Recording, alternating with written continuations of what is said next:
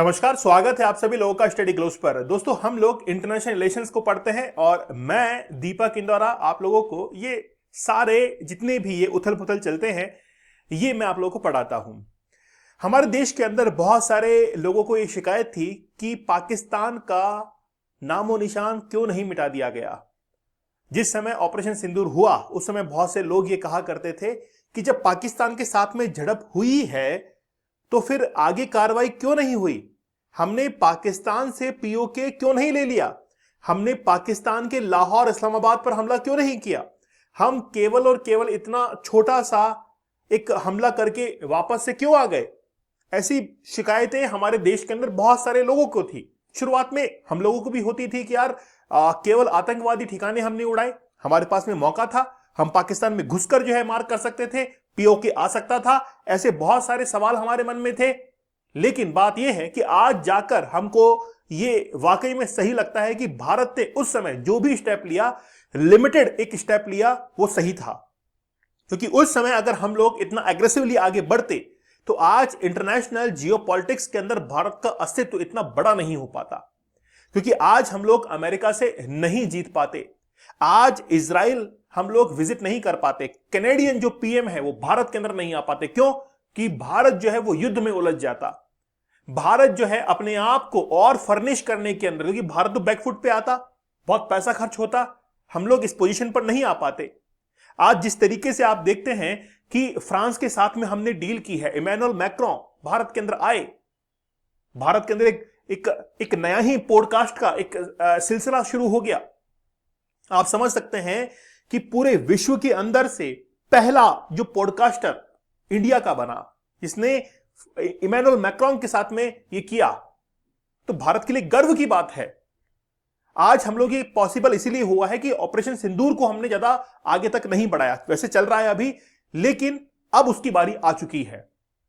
जिस समय मनोज कुमार कटियार जो कि वेस्टर्न कमांड के जीओसी हैं, उनसे पूछा गया कि आप बताइए कि ऑपरेशन सिंदूर 2.0 की क्या तैयारियां हैं आपकी, साफ तौर पर कह दिया इस बार अगर छेड़खानी की तो खत्म कर देंगे, नामो निशान तुम्हारा मिटा देंगे। आप खुद देख लीजिए क्या कुछ कहा है।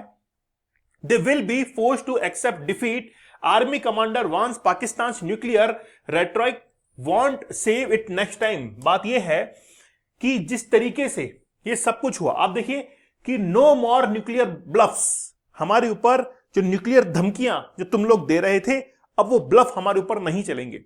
हम समझ रहे थे कि तुम लोग ब्लफ कर रहे हो, लेकिन हम भी मजबूर थे। लेकिन बात यह है कि अब जीओसी जो है उन्होंने सीधा कह दिया कि ऑपरेशन सिंदूर 2.0 के अंदर ये तमाम चीजें बर्दाश्त नहीं की जाएंगी, हम सीधा हमला करेंगे और जड़ से खत्म करेंगे। और ये बयान केवल इनका नहीं है, बीकानेर के अंदर भी एक ऑफिसर जिन्होंने हाल ही में कहा कि जब भारत अपना जवाबी हमला करेगा उस समय ऑपरेशन 2.0 के दौरान पाकिस्तान के बहुत सारे जो एरियाज हैं उस पर हमला किया जाएगा। अब हम लोग जो है रुकने वाले नहीं हैं, हमने बर्दाश्त किया। चलिए बड़ा विस्तार से बात करेंगे। दोस्तों, हमारा 75 डेज का हार्ड चैलेंज या फिर 100 डेज का हार्ड चैलेंज बड़ा जबरदस्त है। देखिए, मैंने इस आखिरकार इतना प्रमोट क्यों किया है इसको, खास तौर पर स्टूडेंट्स के लिए, खास तौर पर उन बिजनेसमैन के लिए जो कि वाकई में आज इस एडिक्शन के अंदर फंसे हुए हैं। वो एग्जाम को क्रैक नहीं कर पाते और बात यह है कि हर समय उनके दिमाग में केवल एक ही बात घूमती रहती है। मैं चाहता हूं कि उस सिनेरियो से वो बाहर निकले। मैंने जो टेक्निक्स यहां पर बताई हैं ये रिसर्च पेपर जो है उनके बेसिस पर हैं, अप्लाइड टेक्निक्स हैं। आप इनको इस्तेमाल कीजिए। और मैंने कहा है कि आपके जीवन में कोई भी चुनौती आती है वो आपको बदलने के लिए आती है, और चुनौती अवसर की तरह आती है ना। हर चुनौती जो है, एवरी चैलेंज, वो अपॉर्चुनिटी लेकर आती है। तो ये अपॉर्चुनिटी आपके पास में है, आप जरूर जो है ये चैलेंज एक्सेप्ट कीजिए। 175 डेज, अगले 175 दिनों तक आप अपना कोई भी डिटर्मिनेशन ले सकते हैं अपनी लाइफ को चेंज करने के लिए। रिसेंटली क्या हुआ है मैं आपको बताता हूं। मनोज कुमार कटियार जो कि वेस्टर्न कमांड के जीओसी हैं, ये वहां पर अपना स्पीच देने के लिए पहुंचे थे। पूरे की पूरे जो मिलिट्री कमांड्स के जो लोग थे वहां पर मौजूद थे। तो जब सब कुछ ये हो चुका था, उसके बाद में लास्ट जो सेशन था उसके अंदर जर्नलिस्ट जो थे उन्होंने पूछा कि ऑपरेशन 2.0 की तैयारियां आपकी कैसी हैं। तब इन्होंने बताया कि ऑपरेशन जो सिंदूर हमारा चलाया गया था पहले, उसके अंदर हमने पाकिस्तान को वार्न करके छोड़ा, क्योंकि पाकिस्तान हमको ब्लफ कर रहा था। पाकिस्तान ने फॉल्स नैरेटिव क्रिएट किया अपने देश के अंदर। वहां का जो जर्नलिज्म है वो इस हद तक उतर गया कि उन्होंने ये भी कह दिया कि श्रीनगर के एयरपोर्ट पर भी हमने कब्जा कर लिया है। यहां तक भी उन्होंने अपने देश के अंदर प्रोपेगेंडा क्रिएट किया। ये सारी बातें हो रही थी। उन्होंने कहा कि अब हम लोग जो हमला करेंगे उसमें कोई ब्लफ में आने वाले नहीं हैं, क्योंकि हमको सेंट्रल गवर्नमेंट से सीधे इंस्ट्रक्शंस हैं, सब कुछ आपके ऊपर छोड़ा है, जो करना है वो कीजिए इसके साथ में आप। तो अब जो हमला होगा उसके अंदर बहुत जबरदस्त तरीके से रिटालिएट किया जाएगा। अब हम लोग उसको बख्शने वाले नहीं हैं। अब हमला बहुत तेज होने वाला है। देखिए, एड्रेसिंग ट्रूप्स आफ्टर, वहां पे क्या हुआ कि एक सेरेमनी चल रही थी Dhyan Singh stadium in Mamun military station, ठीक है, जो कि पठानकोट के अंदर है। Lieutenant general Katiyar said Pakistan had sought a ceasefire during operation Sindoor. हमने सीज फायर की मांग नहीं की थी।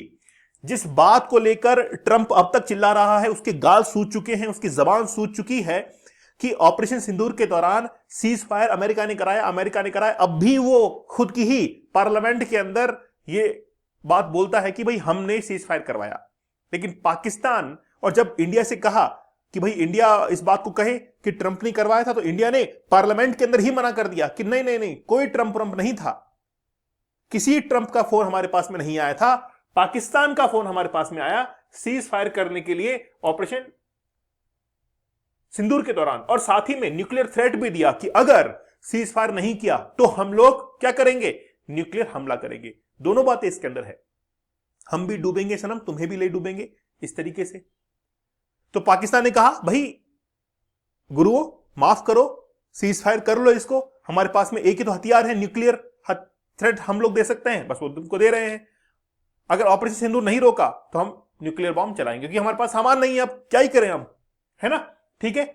तो they said if they go down, फिर क्या कहा कटियार साहब ने कि अगर हम लोग नीचे गए, अगर हम लोग गो डाउन नीचे की तरफ गए, they will take half the world with them, हम अकेले नहीं जाएंगे, हमारे साथ में आधी दुनिया को हम लोग लेकर डूबेंगे। ये साफ तौर पर कह रहे हैं भारत अगर नीचे आया तो भारत जो है आधी दुनिया के देशों को नीचे लेकर जाएगा, इस युद्ध के अंदर इन्वॉल्व करेगा। साफ तौर पर इंस्ट्रक्शन दे दिए गए।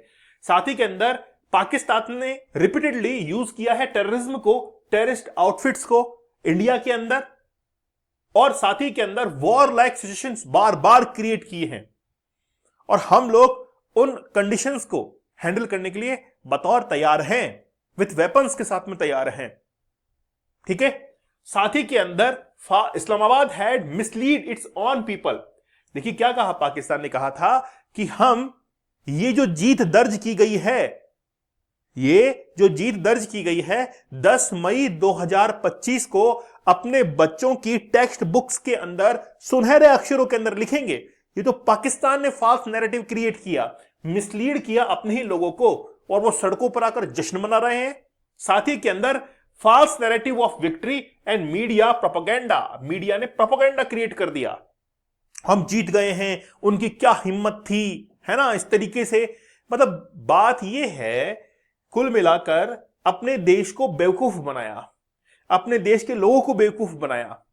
नहीं तो आज नीदरलैंड की टेक्स्ट बुक्स के अंदर पाकिस्तान के राष्ट्रपति की करप्शन की कहानियां नहीं पढ़ी जाती वहां पर, अगर तुम इतने ही साफ होते तो पाकिस्तान जिस तरीके से ये नैरेटिव क्रिएट कर रहा है, this time we will not give them the opportunity, इस बार हम लोग उसको ये भी अपॉर्चुनिटी, हां हम मानते हैं कि हमसे ये गलती हुई, हमसे ये गलती हुई कि वो एक जश्न, विक्ट्री एक मना रहे हैं, चाहे झूठी ही क्यों ना हो, वो भी हमने उनको मौका दे दिया, ये हमसे गलती हो गई, है ना, ये हमसे गलती हो गई। लेकिन अगली बार उनको इस अपॉर्चुनिटी का फायदा भी नहीं देंगे हम लोग, मतलब जश्न मनाने के लिए लोग भी नहीं रहेंगे तुम्हारे पास में, फिर तो साफ तौर पर होगा।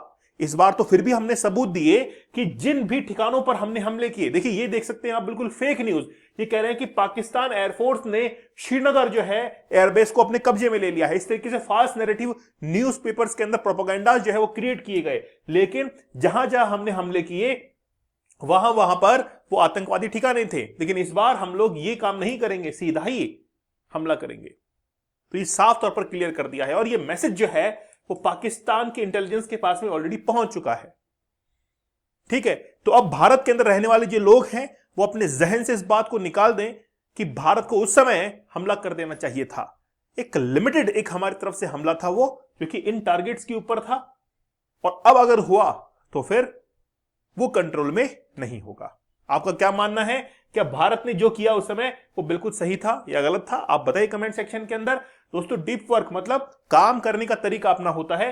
30 टेक्निक्स मैंने बताई हैं, आप लोग इसको जरूर अपने काम के अंदर इंप्लीमेंट कीजिए, एड ऑन कीजिए, जिससे आपकी एफिशिएंसी जो है इंक्रीज हो जाएगी। साथ ही में आप 75 डेज का हार्ड चैलेंज या फिर 175 डेज का हार्ड चैलेंज जरूर ज्वाइन कर लीजिएगा। मतलब 175 दिनों के अंदर कोई भी इंसान अपनी जिंदगी को चेंज कर सकता है। भाई, अपॉर्चुनिटी मिलेंगी, आपको चैलेंजेस आएंगे, तभी तो आपकी लाइफ चेंज होगी। आप लोग टेलीग्राम दीपक इंदौर ऑफिशियल पर मुझे जरूर ज्वाइन कर लीजिएगा। तो मिलते हैं आप लोगों से अगले सेशन में, तब तक धन्यवाद, थैंक यू, जय हिंद।